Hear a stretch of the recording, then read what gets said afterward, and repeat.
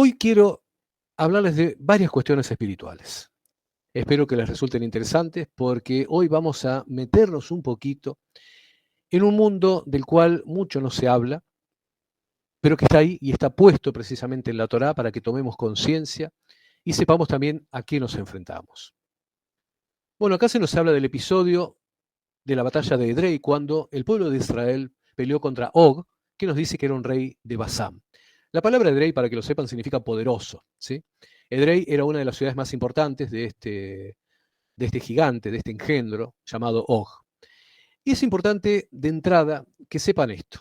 El nombre Og, ¿sí? Og, de este rey de Basán, está relacionado con una palabra hebrea, que es la palabra Ug, ¿sí? U-G, ¿sí? Ug, que significa redondo. También incluso esta palabra está relacionada con uga. Uga es la palabra que actualmente se utiliza en el idioma hebreo para referirse a una torta, ¿sí? Ese alimento, ¿no? Hecho con leudado, o hecho en o hecho aplastado, como fuera, pero que es redondo, ¿sí? Lo que se llama torta en la mayoría de los países. En hebreo se le dice uga. Y la palabra og, como les digo, está relacionado con la palabra redondo o con la palabra uga, que significaría torta. Bueno, alguien dirá, bueno, este hombre se llamaría así porque era gordo. No, vamos a ver que esto tiene un contenido espiritual muy grande, muy, muy bravo, ¿sí? Hay un dato arqueológico que yo les quiero compartir ahora, que tiene que ver con el lugar donde este engendro, y cuando digo engendro me refiero a este Og, porque este no era un ser humano, ¿sí?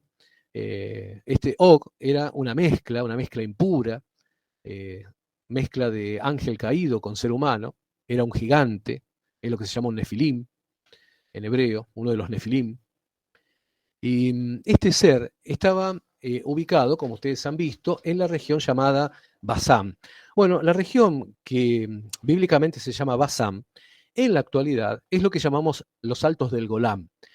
Si ustedes han sentido hablar de la Guerra de los 6 días, que ocurrió en el año 68, ustedes seguramente se han enterado que en aquellos tiempos Israel recupera los llamados Altos del Golán, que es una zona desde la cual se puede ver directamente Damasco, la capital de Siria, y es una zona excelente en un nivel estratégico militar.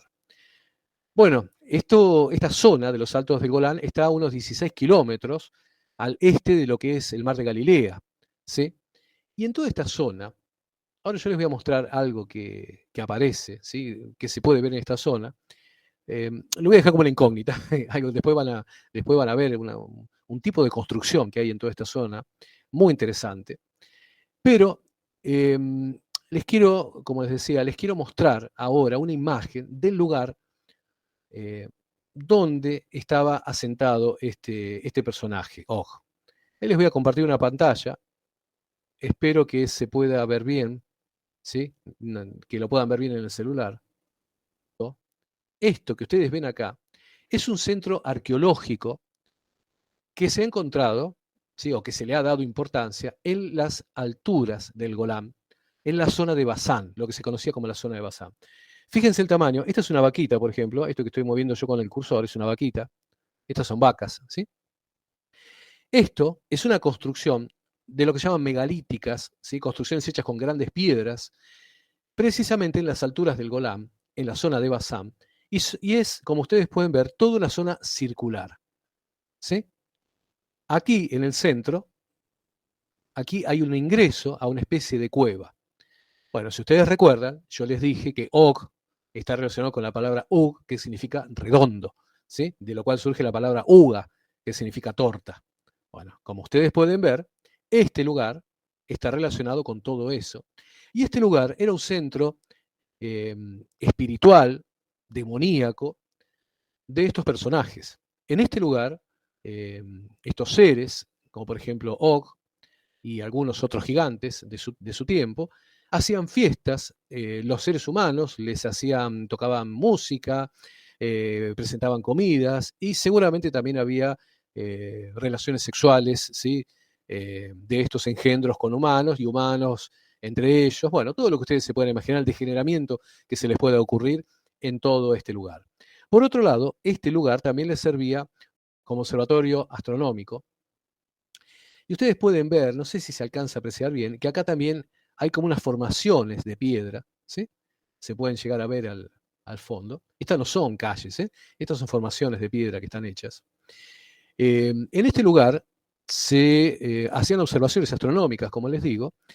Se veía, por ejemplo, el comienzo del el solsticio, el equinoccio, se identificaba la posición de las estrellas, y asimismo se establecían los rituales de esta gente, ¿verdad? De estos seres consagrados al mal, los rituales en los cuales, como les dije recién, uno puede esperar que ocurriera cualquier cosa, ¿sí? Cualquier tipo de degeneramiento. Bueno, este lugar que yo les mostré es un lugar que en árabe se llama Ruj el-Iri, ¿sí? Y en hebreo se llama Gilgal Refaim, lo que significa zona de Refaim o zona de gigantes. La palabra Refaim también se utiliza para hablar de fantasmas, como decir el lugar de los fantasmas. Y esto no es algo menor, porque les quiero anticipar algo. Nosotros sabemos que cuando un ser humano muere, va al Seol, ¿sí? Y espera el tiempo de la resurrección con el Señor o espera el juicio, si no es una persona que vaya a resucitar en la próxima venida del Señor. Ustedes recuerden que en la segunda venida del Señor, aquellos que hayan dormido van a resucitar, ¿verdad?, con Él, y los que estén vivos van a tener su cuerpo transformado, como nos dicen las cartas precisamente de Pablo. Eh, Estas personas, o sea, las personas que han partido, que han dormido, como dice la Escritura, se encuentran en el Seol, dormidas precisamente en el Seol. Parte de los ángeles caídos, de acuerdo a lo que nos dice la segunda carta de Pedro, ¿sí? Segunda de Pedro capítulo 2, versículos 4, 5, y también lo que dice la carta de Yehuda y la carta de Judas, parte de los ángeles caídos se encuentran en prisiones. Algún día vamos a hablar de eso, ¿eh? Pero les anticipo, hay una parte de estos ángeles caídos que se encuentran en prisiones y son precisamente los que tuvieron connubio, que tuvieron relaciones con mujeres, de los cuales surgieron la raza de los gigantes. Los gigantes son una mezcla de seres humanos y ángeles caídos. Pero precisamente por ser una mezcla, los gigantes, cuando murieron, sus nafshejas, sus almas, no tuvieron un lugar determinado para ir como tienen las almas de los seres humanos, como les dije que van al Seol. Entonces, las almas de estos seres, de los gigantes, se ha entendido desde siempre que son las que vagan por distintos lugares y que incluso son las que toman en ocasiones el control de la vida de muchas personas, ¿sí? Personas endemoniadas, por ejemplo, que se le dice endemoniada, en muchas ocasiones son precisamente las almas de estos seres mezclados, ¿sí? Entre seres humanos y ángeles caídos. Este lugar que les acabo de mostrar, Gilgal Refaim o Ruj el-Iri, como se dice en árabe, es un lugar bastante conocido y conocido desde tiempos antiguos, este lugar estaba ahí, ¿sí? Y precisamente de este señor, lo dije entre comillas, burlándome de este Og, este engendro, hay muchos textos que hablan de él y no solamente nuestra Biblia, porque evidentemente fue un personaje importante entre los gigantes en la antigüedad.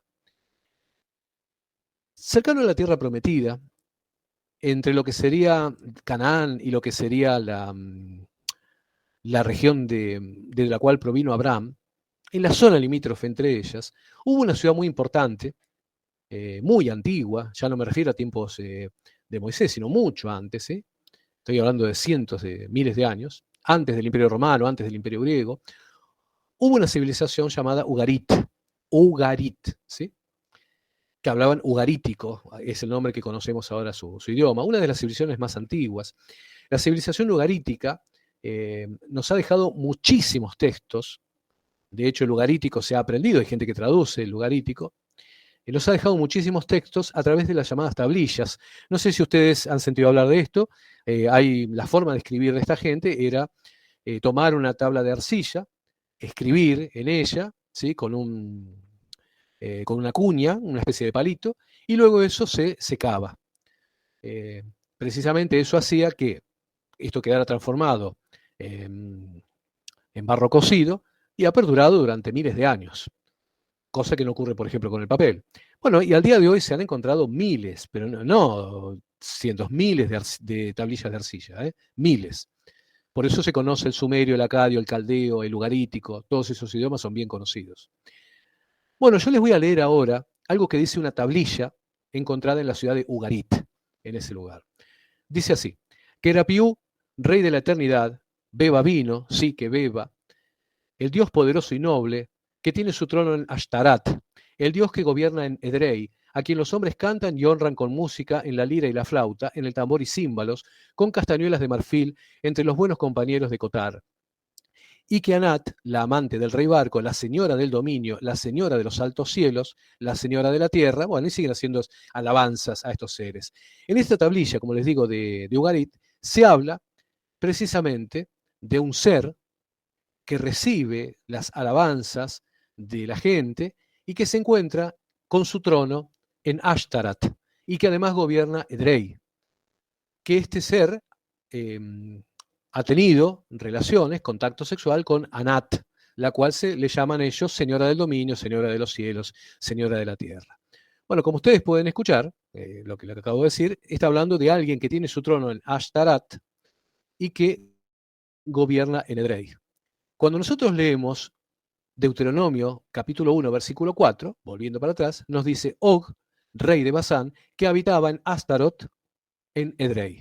O sea, esto que nos dice Deuteronomio capítulo 1, versículo 4, es lo que está refrendado por esta tablilla de Ugarit, donde se habla de este rey poderoso y noble, supuestamente, que tenía su trono en Ashtarat, que es lo mismo que Astarot, que aparece en Deuteronomio 1.4, y que gobernó en Edrei, tal cual dice tanto esta tablilla como Deuteronomio 1.4.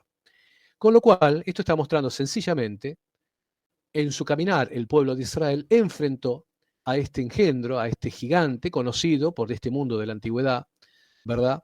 Que tenía su trono en Ashtarat, que fue el lugar que yo les mostré recién, circular, y que gobernaba también en Edrei, que fue donde se produjo la batalla, y tenía dominio sobre toda esta zona.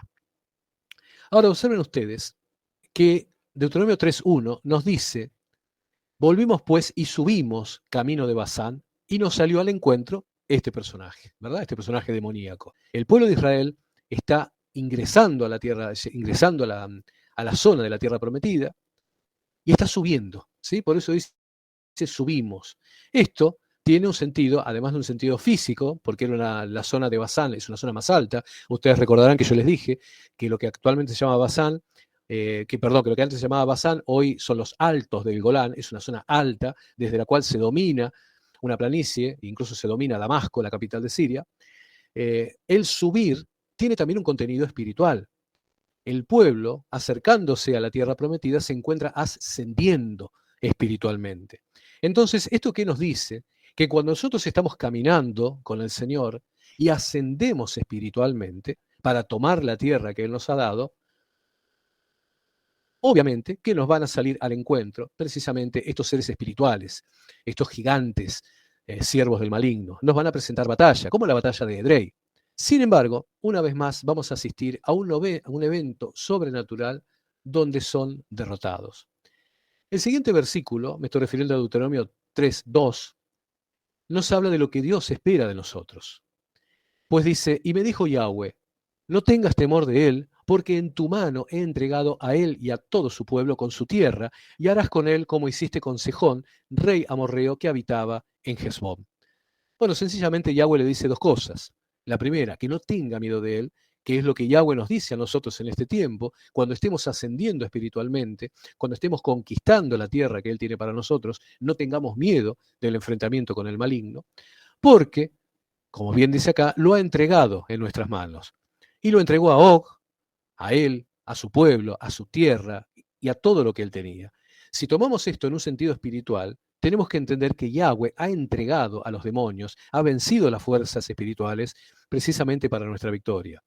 Pero no solamente a estos engendros, sino también a sus seguidores, tanto humanos como aquellas fuerzas espirituales que los ayudan. Pero no solamente esto, sino que también los territorios que se encuentran bajo su poder. Y en esto ingresa todo aquello que está bajo el poder de estos seres. ¿Y qué es lo que está bajo el poder de estos seres? Bueno, esos lugares que todavía no hemos conquistado nosotros, los espacios en los cuales tenemos que empezar a movernos. Ojo que esto tiene relación con todo lo que tiene que ver con el ser humano, las redes sociales, los espacios familiares, nuestras relaciones sociales, laborales, todo aquello que tiene que ver con nuestra actividad en lo cual tenemos que conquistar precisamente un territorio para Yahweh. Es importante tener en cuenta que para poder conquistar esto, nosotros hemos recibido fuerzas y personal de parte de Yahweh. Yo comento algo que me parece muy importante tener presente, y es que una de las cosas que siempre debemos pedir es que Yahweh envíe obreros a la mies. Eso lo hemos escuchado muchas veces y también lo tenemos que pedir para nosotros en nuestro tiempo, porque muchos ministerios han pretendido abarcar todo el mundo cuando sus líderes no abarcaban ni siquiera sus propias casas. Yo esto lo he dicho en otras ocasiones. Hay gente que pretende gobernar el mundo espiritualmente y no gobierna su propia casa. Entonces, comenzando por estas pequeñas tareas, tenemos que ir conquistando cada uno de los sectores en los cuales el maligno ha plantado su bandera. Bien, versículos 3 y 4 dice, y Yahweh nuestro Elohim entregó también en nuestra mano a Og, rey de Basán, y a todo su pueblo, al cual derrotamos hasta acabar con todos. Y tomamos entonces todas sus ciudades. No quedó ciudad que no les tomásemos. 60 ciudades, toda la tierra de Argob, del reino de Og en Basán. Bueno, esto ustedes lo pueden leer también, como les dije, en el capítulo número 21 del libro de Números. Eh, como les decía recién, es interesante por ahí que se vea que este personaje ha estado presente eh, no solamente en la literatura hebrea, que es lo que estamos leyendo aquí en Deuteronomio, sino también, como les dije, en textos ugaríticos y también en textos islámicos. Normalmente, todo el mundo cree que el Islam tiene el Corán y solamente eso. Bueno, no, debo decir que el Islam tiene muchos libros, además del Corán, libros mitológicos, libros religiosos. Y yo ahora les voy a mostrar un libro que no es el Corán, es un libro islámico, ¿sí? Donde ellos tienen una representación de un ser. Y ahora cuando les muestre se van a dar cuenta enseguida de quién se trata. Bueno, acá, como pueden ver, este es un texto islámico, yo se lo mostré el otro día a los hermanos de otro grupo. Esto obviamente está escrito en árabe, y acá tienen representado a este engendro, a Og, ¿sí? A este gigante, que tiene sobre su cabeza una montaña. ¿Ven? Esta es una representación muy antigua, islámica, por supuesto, precisamente de este ser que se llamaba Og. Y ahora les voy a mostrar algo que me resulta importante que lo tengan presente, porque podríamos pensar que esta situación se circunscribe o queda, digamos, eh, queda solamente en el contorno de la tierra prometida. Bueno, no es así. Miren esto. Bueno, esto yo ya se los he mostrado a otros hermanos. Este es un lugar, un sitio arqueológico, como se le dice, que está ubicado en Inglaterra. Esto se llama Stonehenge. Eh, Esto es, si ustedes se fijan, nuevamente una estructura circular, ¿sí? Que tiene otra estructura circular adentro, y aquí unas piedras elevadas, ¿sí? A esta estructura, esto como les dije, todo el lugar se llama Stonehenge, cada una de estas cosas se llama dolmen, se le dice así, y estos son pilares levantados. Bueno, Stonehenge, era un lugar utilizado también como observatorio astronómico. Cada uno de estos lugares prolonga una determinada sombra en el día más largo del año y en el día más corto, lo cual permite identificar cuál es el día más corto, el equinoccio y el solsticio, el día más corto y el día más largo del año, y a partir de ahí se determinaba cuándo iban a ocurrir las estaciones y se utilizaba eso para las cosechas, ¿sí? Para poder saber cuándo había que cosechar. Pero más allá de ese aspecto, del aspecto de utilización como observatorio astronómico, este era un lugar de culto también, similar al que les mostré en la tierra de Basán. Acá también se hacían cultos, como les digo, acá se hacían lo que ahora se llaman orgías, relaciones sexuales, relaciones entre personas, y también en este lugar han estado los gigantes. De hecho, esta construcción, que para un ser humano costaría bastante hacerlo, imagínense que para un gigante acumular estas piedras no es nada complicado. El versículo 5 estamos en Deuteronomio capítulo 3, versículo 5, nos dice cómo eran las ciudades de Og, ¿sí? Las que dominaba este gigante. Dice, todas estas eran ciudades fortificadas con muros altos, con puertas y barras, sin contar otras muchas ciudades sin muros. Bueno, la palabra puerta, yo lo he explicado en otros momentos, la palabra que acá se traduce como puerta, en realidad en el idioma griego que utilizaron los rabinos sabios de la Septuaginta, es la palabra pile, que pile, si alguien no me escuchó bien, pile, no es pile ni pule, es pile, tiene una letra griega que se llama ypsilon, por eso la pronunciación es media rara. La palabra pile nos habla de una puerta grande que tiene un cerrojo, ¿sí? Y esto es importante espiritualmente para lo que vamos a ver ahora. Entonces, todas las ciudades, estas 60 ciudades que tomaron del rey Og, eran fortificadas, tenían muros altos y tenían grandes puertas con cerrojos. El versículo 6 dice, y las destruimos, como hicimos a Sihón, rey de Hesbón, matando en toda ciudad a hombres, mujeres y niños. Bueno, yo les voy a contar algo. En ocasiones, algunas personas, detractores, me han discutido acerca de la bondad, el amor y la misericordia de Dios por el hecho de matar mujeres y niños, ¿sí? Me han preguntado cómo si es un Dios de amor, ¿por qué mató niños que son inocentes? Bueno, debo decir que desgraciadamente no estamos hablando de niños inocentes. Si ustedes se fijan, cuando Yahweh mandó al pueblo de Israel a la guerra, como por ejemplo a los filisteos, o cuando el pueblo de Israel fue a la guerra con otras naciones, no se le daba la orden de matar mujeres y niños. Entonces, ¿por qué a estos seres y a los cananeos también hubo que matar sus mujeres e hijos? Porque la sangre de esta gente estaba mezclada. Este lugar, ustedes recordarán que se dice que la maldad de estos lugares había colmado, había llegado hasta los cielos, ¿verdad? En cada una de estas personas había lo que hoy diríamos ADN mezclado, ¿sí? Nosotros sabemos que tenemos ADN humano, todos los que estamos en este momento participando de esta reunión, tenemos un ADN puro, humano, ¿sí? Pero estos seres tenían su ADN, su estructura como seres mezclada. Aquí los demonios habían tenido relaciones sexuales con las mujeres y habían producido gigantes y personas, como les digo, con mezcla. Por eso estos seres debían ser completamente destruidos. No eran niños inocentes, ¿sí? Para que se sepa bien. La existencia de estos seres era producto de la mezcla de gigantes y ángeles caídos. Era necesario extirpar a estos seres de la Tierra Santa. Bueno, hay muchos elementos que nos muestran precisamente el origen de estos gigantes. Y antes de continuar, ustedes saben, por supuesto, ustedes conocen Génesis capítulo 6, ustedes saben acerca de los gigantes y de los ángeles caídos, pero les quiero recordar algo. Yo cuando leí recién la tablita esta de arcilla de Ugarit, les dije que Og, que decía que estaba entronizado en Ashtaret, y que gobernaba en Edrei, tenía una especie de esposa, compañera, concubina, como se le quiera llamar, una amante, llamada Anat. Fue lo que les leí hoy. Bueno, esto aparece también en la propia Biblia. Números capítulo 13, versículo 22, hablando acerca de los lugares que vieron los espías, dice, y subieron al Negev, y vinieron hasta Hebrón, y allí estaban Aimán, Sesai y Talmai, hijos de Anac. Hebrón fue edificada 7 años antes de Zoán, en Egipto.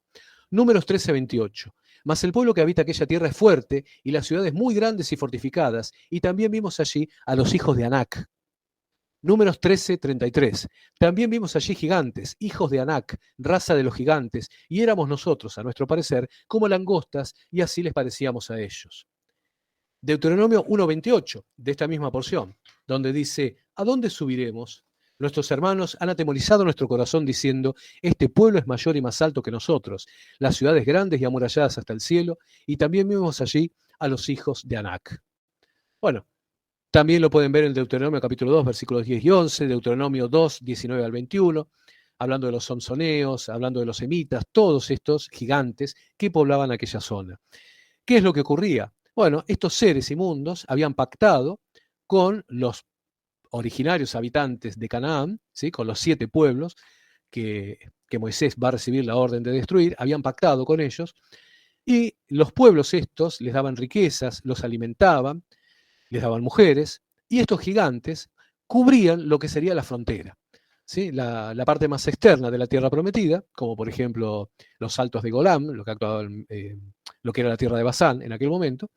Toda esta zona era cubierta, protegida como zona fronteriza precisamente por estos gigantes. Imagínense lo que sintieron los habitantes de los 7 pueblos cananeos cuando el pueblo de Israel venció a los gigantes. Recomiendo que ustedes continúen la lectura de esto por su cuenta, pero quiero saltar ahora al versículo 11 del capítulo 3. Les quiero contar acerca de un versículo que se nos pasa, es anecdótico, pero se nos pasa algo importante que dice. Versículo 11 del capítulo 3 dice: porque únicamente Og, rey de Basán, había quedado del resto de los gigantes. Su cama, una cama de hierro, no está en Arabá de los hijos de Amón. La longitud de ella es de 9 codos y su anchura de 4 codos, según el codo de un hombre. O sea, esta cama tenía un poco más de 4 metros por 1,8 metros. Ahora, ¿por qué el versículo nos habla de la cama de Og? Tan solo para que sepamos su tamaño, si sabíamos que eran gigantes. Bueno, les voy a contar. Un dato que se puede tomar en cuenta es que en la tradición árabe, musulmana, hay un personaje que en árabe se llama Anak bint Adam. Lo digo más despacio. Anak bint Adam, lo cual en árabe significa Anak, hija de Adán. En la teología islámica se habla de que Anak era una hija de Adán y Eva, o a veces se habla de que fuera un primer hijo. Pero este ser es retratado como malvado. Les aclaro, yo no creo que sea hija de Adán y Eva, ¿eh? No pasa por ahí. Eso es la mitología árabe. Ahora bien, esta supuesta hija de Adán y Eva, Anak bint Adam, es retratada como malvada en la teología islámica, y esta mujer habría tenido una relación incestuosa con su propio hijo, el cual, escuchen, en la teología islámica se llama Ugh. Si ustedes recuerdan lo que he leído anteriormente, cuando les leí, por ejemplo, la tabla de Ugarit, les dije que Anak era la esposa de ese rey, de Astarot. Y acá les he leído precisamente de los hijos de Anak, en el capítulo 13 del libro de Números. Y ahora nos está hablando la teología islámica misma de una supuesta Anak que tuvo relaciones con su hijo Og, o sea, Og, ¿sí?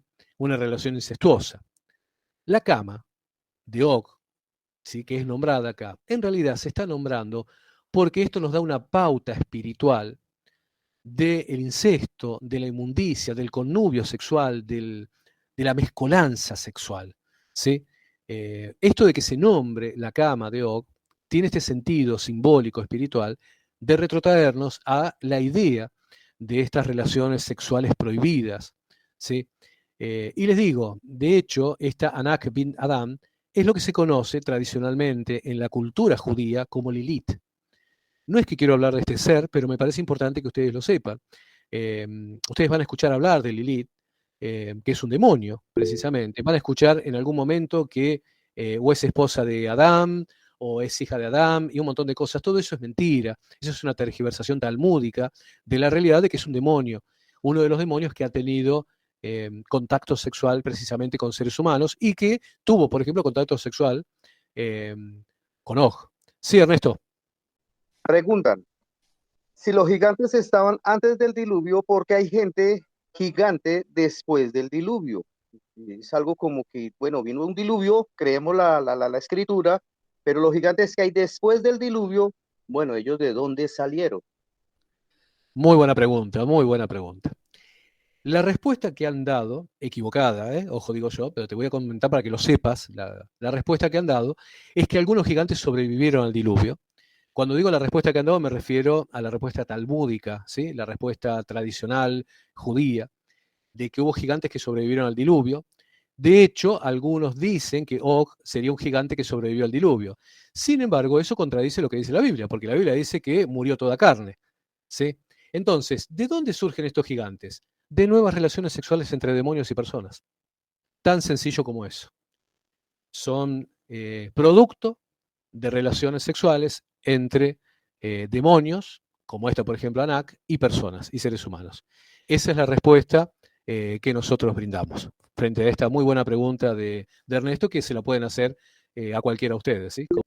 En este primer capítulo tenemos ese primer alcance, ¿verdad? Con esta enseñanza que Yahweh da a todos sus hijos y a todos nosotros acerca de que no debemos tener miedo a estos seres. Estos seres han sido atados, derrotados, vencidos, y van a presentar batallas, por supuesto. Pero, como bien nos dice la Escritura, cuando estemos ascendiendo, y estas personas, estos seres, ¿verdad? Estos engendros vengan a presentar batalla, estemos tranquilos porque la batalla está vencida, está derrotada, ellos están en nuestras manos.